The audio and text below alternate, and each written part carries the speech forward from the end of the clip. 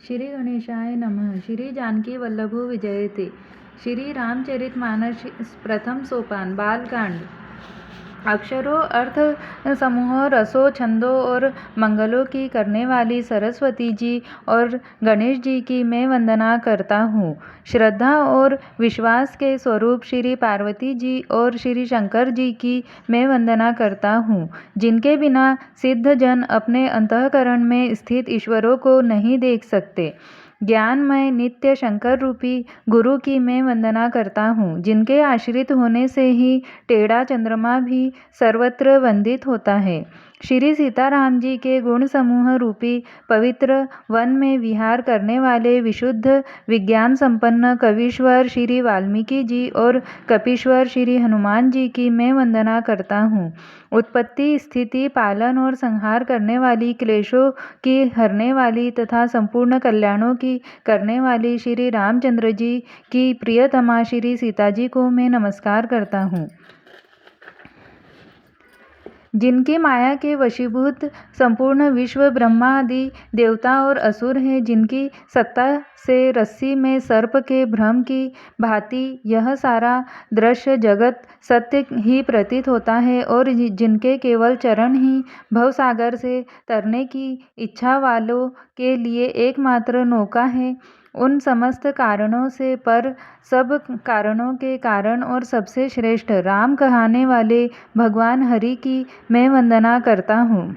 अनेक पुराण, वेद और तंत्र शास्त्र से सम्मत तथा जो रामायण में वर्णित है और कुछ अन्यत्र से भी उपलब्ध श्री रघुनाथ जी की कथा को तुलसीदास अपने अंतःकरण के सुख के लिए अत्यंत मनोहर भाषा रचना में विस्तृत करता है, जिन्हें स्मरण करने से सब कार्य सिद्ध होते हैं। जो गणों के स्वामी और सुंदर हाथी के मुख वाले हैं, वे ही बुद्धि के राशि और शुभ गुणों के धाम श्री गणेश जी मुझ पर कृपा करे, जिनकी कृपा से गूंगा बहुत सुंदर बोलने वाला हो जाता है और लंगड़ा लूला दुर्गम पहाड़ पर चढ़ जाता है। वे कलयुग के सब पापों को जला डालने वाले दयालु भगवान मुझ पर द्रवित हो दया करे।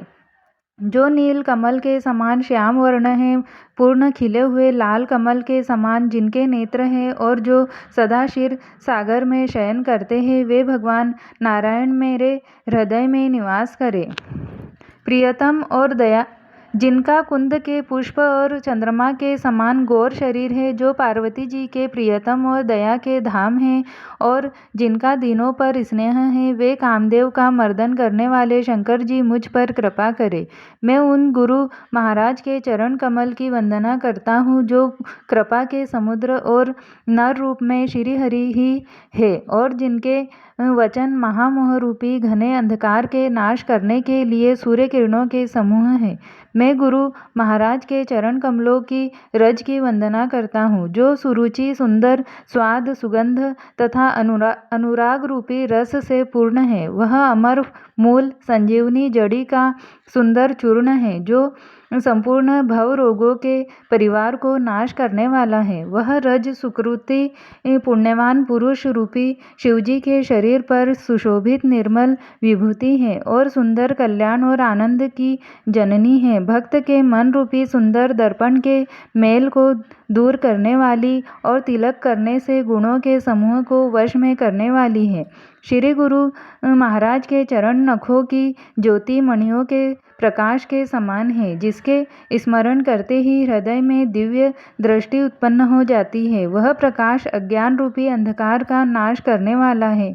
वह जिसके हृदय में आ जाता है, उसके बड़े भाग्य हैं। उसके हृदय में आते ही हृदय के निर्मल नेत्र खुल जाते हैं और संसार रूपी रात्रि के दोष दुख मिट जाते हैं। एवं श्री रामचरित्र रूपी मणि और माणिक्य गुप्त और प्रकट जहाँ जो जिस खान में है, वह दिखाई पड़ने लगते हैं। जैसे सिद्ध जन को नेत्रों में लगाकर साधक सिद्ध और सुजान पर्वतों, वनों और पृथ्वी के अंदर कौतुक से ही बहुत सी खाने देखते हैं। श्री गुरु महाराज के चरणों की रज कोमल और सुंदर नयनामृत अंजन है, जो नेत्रों के दोषों का नाश करने वाला है। उस अंजन से विवेक रूपी नेत्रों को निर्मल करके मैं संसार रूपी बंधन से छुड़ाने वाले श्री रामचरित्र का वर्णन करता हूँ। पहले पृथ्वी के देवता ब्राह्मणों के चरणों की वंदना करता हूँ, जो अज्ञान से उत्पन्न सब संदेहों को हरने वाले हैं।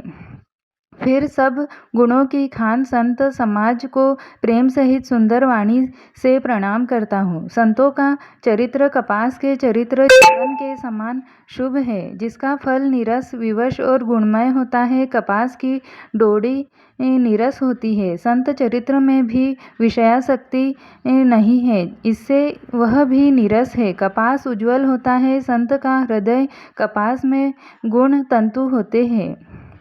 संत का हृदय भी अज्ञान और पाप रूपी अंधकार से रहित होता है, इसलिए वह विशुद्ध है और कपास में गुण तंतु होते हैं। इसी प्रकार संत का चरित्र भी सद्गुणों का भंडार होता है, इसलिए वह गुणमय है। जैसे कपास का धागा सुई के किए हुए छेद को अपना तन देकर ढक देता है, अथवा कपास जैसे लोढ़े जाने, काते जाने और बुने जाने कष्ट सहकर भी वस्त्र के रूप में परिणत होकर दूसरों के गोपनीय स्थानों को ढकता है, उसी प्रकार संत स्वयं दुख सहकर दूसरों के छिद्रों दोषों को ढकता है, जिसके कारण उसने जगत में वंदनीय यश प्राप्त किया है।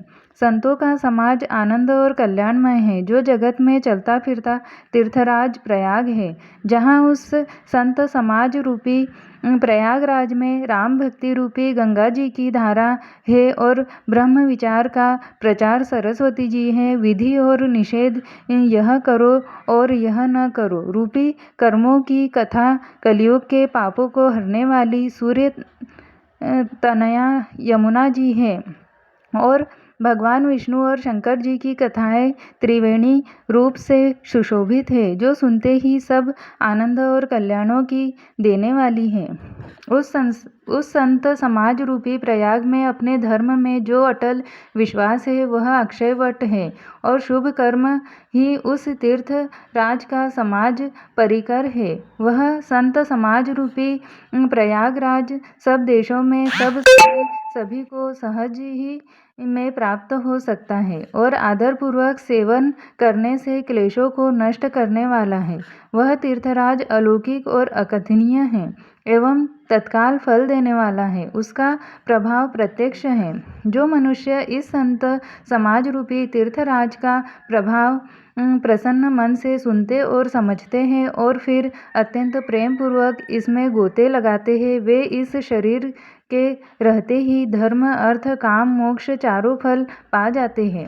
इस तीर्थराज में स्नान का फल तत्काल ऐसा देखने में आता है कि कौवे कोयल बन जाते हैं और बगुले हंस। यह सुनकर कोई आश्चर्य न करे, क्योंकि सत्संग की महिमा छिपी नहीं है। वाल्मीकि जी की नारद जी और अगस्त्य जी ने अपने अपने मुखों से अपनी होनी जीवन का वृत्तांत कही है। जल में रहने वाले, जमीन पर चलने वाले और आकाश में विचरने वाले नाना प्रकार के जड़ चेतन जितने जीव इस जगत में हैं, उनमें से जिसने जिस समय जहाँ कहीं भी जिस किसी यत्न से बुद्धि कीर्ति सद्गति विभूति ऐश्वर्य और भलाई पाई है, सो सब सत्संग का ही प्रभाव समझना चाहिए। वेदों में और लोकों में इनकी प्राप्ति का